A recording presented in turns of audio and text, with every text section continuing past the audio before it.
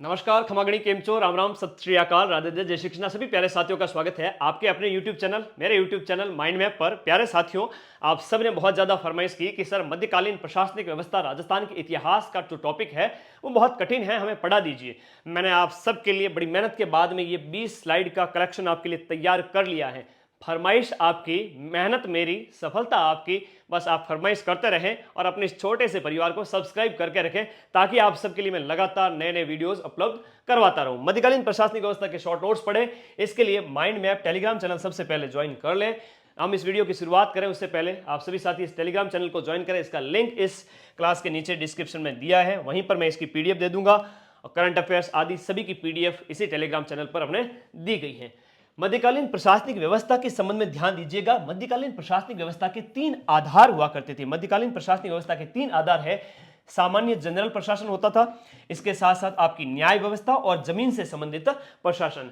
जागीर शब्द एग्जाम में पूछा गया है अभी हाल ही के अंदर 6 महीने पहले कि किससे बना है। ये फारसी भाषा का शब्द है और जय और गीर से बना है जागीर शब्द। कर्नल जेम्स टॉड ने इंग्लैंड की फ्यूडल व्यवस्था बताई, जहां जो प्रणाली है वो राजपुताने की जो जागीर व्यवस्था है उससे अलग है। राजपुताने के अंदर जो जागीर व्यवस्था है वो भाई बंधु के रिलेशन पर आधारित है, यानी राजा उसका अधीनस्थ जो सावंत है वो अपने भाई के समान रिश्ता रखता था उसके साथ में। लेकिन इंग्लैंड में ऐसा नहीं हुआ करता था। आगे बात करें सेवा कर। राजस्थान की मध्यकालीन प्रशासनिक व्यवस्था में एक पट्टा रेख था और एक भरत रेख था। पट्टा मतलब अनुमानित होता था, भरत में कि इतना भरेंगे। भाई पट्टे में उल्लेखित जो राजस्व है, फिक्स उल्लेखित लिखा हुआ, वो भरत रेख के अंदर आता था। भर्तु रेख भी कहते हैं इसको, क्या कहेंगे, भर्तु रेख या भरत रेख। आप अलग अलग शब्द पढ़ते होंगे। उत्तराधिकार शुल्क की बात करें तो उत्तराधिकार शुल्क राजस्थान के अंदर, इन राजपुताने के अंदर अलग अलग रियासतों में उत्तराधिकार शुल्क हुआ करते थे। जैसे हम बात करें यहां पर जोधपुर रियासत के अंदर पेशकशी और हुक्मनामा नामक उत्तराधिकार शुल्क लगता था, और उसके बाद मेवाड़ के अंदर और जयपुर के अंदर नजराना लगता था। पूछेंगे कहां कौन सा उत्तराधिकार शुल्क लगता था। कैद, खालसा और तलवार बंदाई भी उत्तराधिकार शुल्क हुआ करते थे। नजराना कर है वो किसी राजकुमार की शादी है तो उस समय देना पड़ेगा, और न्यौत कर है वो राजकुमारी की शादी पर न्यौता मिलेगा। कि ऐसे ही मत आ जाना भाई, न्यौत कर लेकर के आना, ठीक है, जीमने तो आओगे लेकिन न्यौत कर भी लेकर आना, तो राजकुमारी की शादी पर। सामंतों की कई सारी श्रेणियां हैं, उनके ऊपर बात करें तो मारवाड़ में 3 पीढ़ी तक टैक्स फ्री रहने वाली जो सामंतों की जो श्रेणियां हैं वो कौन सी थी। परीक्षा में ये प्रश्न पूछा जा चुका है। राजवी, सरदार, गनायत, मुत्सदी, ये वो श्रेणियां हैं जो मध्यकाल में आपके मारवाड़ के अंदर टैक्स फ्री हुआ करती थी, इनसे टैक्स नहीं लिया जाता था। ये 3 जो आपकी 4 मैंने सामंतों की श्रेणियां बताई, ये याद रखना, 3 पीढ़ी तक टैक्स फ्री थी। मेवाड़ में 3 श्रेणियां हुआ करती थी जो उमराव कहलाते थे। 16वें उमराव, 32 उमराव और गोल के उमराव, यह भी आपको याद रखना है। जयपुर के अंदर 12 कोटड़े की व्यवस्था थी जो पृथ्वीराज कछवा ने अपने 12 पुत्रों के लिए साम्राज्य को बांट दिया था।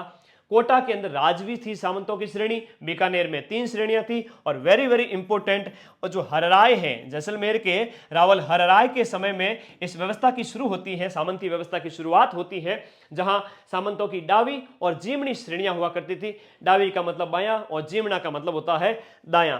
इसके बाद भूमिया सामंत हुआ करते थे जिन्हें विशेष छूट मिलती थी, क्योंकि वो गांव की रक्षा के लिए शहीद हुआ हो जाते थे तो उनके परिवार को विशेष छूट मिला करती थी।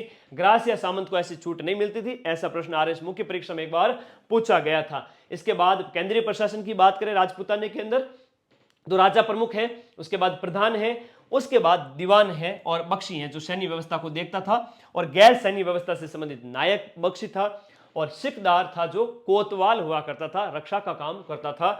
इधर देखिएगा मध्यकाल की जो भू राजस्व व्यवस्था है, मध्यकाल की भू राजस्व व्यवस्था, उसमें भूमि के 2 प्रकार होते थे। एक खालसा भूमि थी, एक जागीर भूमि थी। जागीर भूमि और खालसा भूमि 2 प्रकार थे। हम जागीरों की बात करें तो सामंत जागीर, हुकूमत जागीर, भौम जागीर और शासन जागीर, ये जागीरों के 4 प्रकार आपको याद रखने हैं। शासन जागीर का मतलब होता है, शासन जागीर के अंदर जन्मजात जागीर है, पिता से पुत्र को मिलेगी। हुकूमत मुत्सदी वर्ग के पास में थी। भूम में फिक्स टैक्स हुआ करता था। शासन है वो चारण और भाटों को मिलती थी।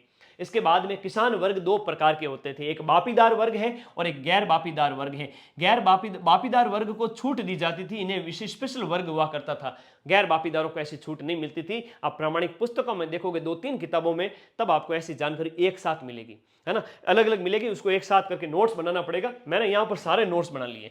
देखो लगान निर्धारण की बात करें, बारानी भूमि हुआ करती थी, ब से बारानी, ब से बरसात से सिंचित।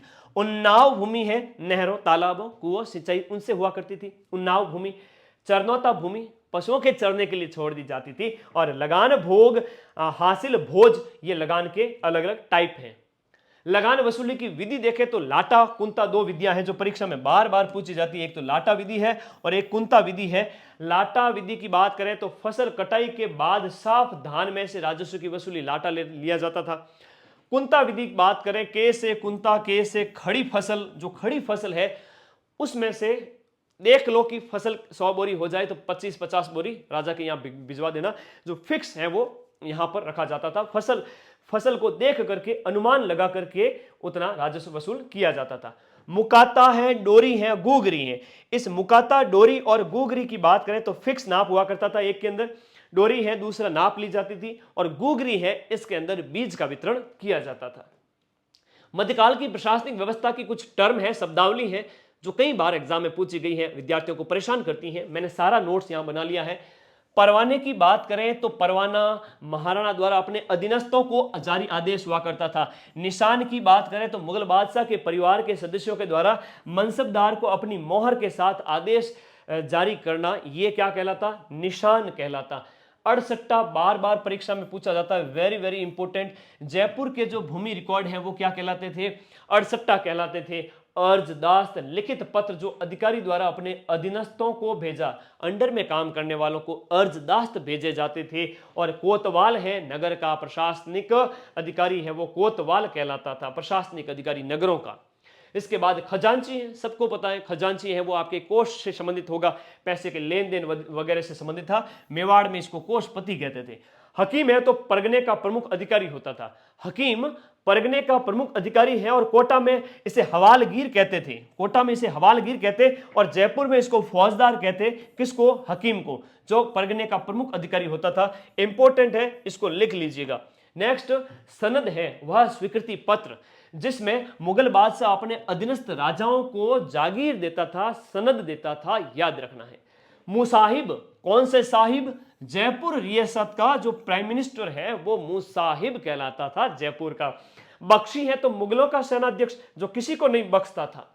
मंसूर है जो मुगल बादशाह की उपस्थिति में शहजादे के द्वारा जारी जो आदेश है वो मुझे मंजूर है, राजा ऐसा कहेगा, सम्राट मुगल जो बादशाह कहेगा, मंसूर याद रहेगा। फरमान है वो मुगल बादशाह के द्वारा स्वयं जारी आदेश है, वो फरमान कहलाता था।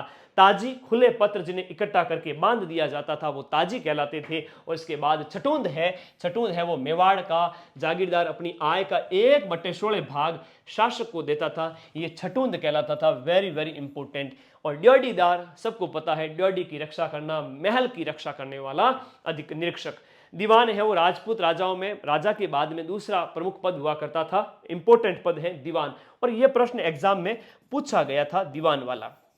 इसके बाद देखिएगा ताजीम, मेवाड़ के पहले श्रेणी की, प्रथम फर्स्ट श्रेणी के जो आपके सामंत हैं, वो जब राजा के दरबार में जाते थे तो राजा भी उनकी उपस्थिति होती थी तो खड़ा होकर उनका स्वागत करता था। ताजीम। रुक्का है वो राज्य के अधिकारियों के बीच का जो व्यवहार है वो रुक्का कहलाता था। प्यारे साथियों, ये शॉर्ट नोट्स यहां पर जाकर कंप्लीट होते हैं। इसकी पूरी पीडीएफ मैं आपको माइंड मैप टेलीग्राम चैनल पर दे दूंगा। सभी साथी जुड़े हुए हैं, लिंक वीडियो के नीचे डिस्क्रिप्शन में दिया हुआ है, एक क्लिक करके ज्वाइन कर लीजिएगा। पीडीएफ आपको विद इन 12 आवर्स मिल जाएगी। सभी साथी आपकी फरमाइश क्या है बता दीजिए, कौन सा वीडियो और बनाना है, कौन सी क्लास और लगानी है, मैं आपके कहे अनुसार चलता हूं। बस हार्ड वर्क करते रहिए दोस्तों, hard work never kills anyone. कठोर परिश्रम कभी किसी को मारता नहीं है, तो मेहनत करते रहिए। 10-12 दिन बचे हैं, बिंदास होकर तैयारी कीजिए, सिलेक्शन तो होना पड़ेगा। Choose the best, lose the rest. आप सभी प्री क्वालिफाई करें, ऐसी शुभकामनाओं के साथ में thank you and love you all guys. अपने इस छोटे से परिवार को सब्सक्राइब जरूर करें। Thank you.